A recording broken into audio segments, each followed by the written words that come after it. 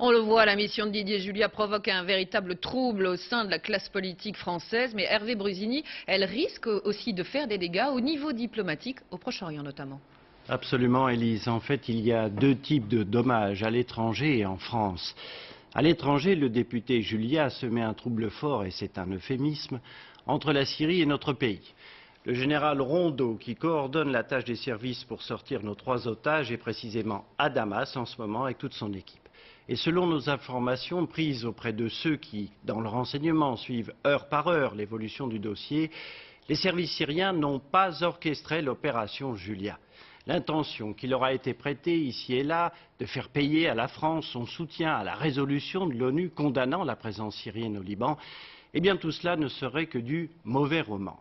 Et pour le prouver, nos sources affirment que ce sont les Syriens eux-mêmes qui ont démasqué ce qu'ils appellent l'arnaque Julia. En particulier sur le fait que Philippe Brett était à Damas le jour même où il prétendait être en Irak avec les otages. Et cela, non pas grâce à un repérage téléphonique, mais simplement par la surveillance des frontières.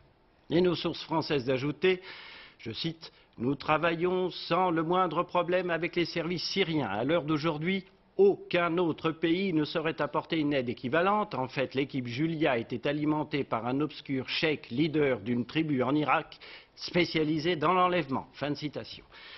Aujourd'hui, tout cela risque donc encore de retarder le processus de libération de nos otages. Et on pense aux familles qui assistent en spectateurs impuissants à tout cela.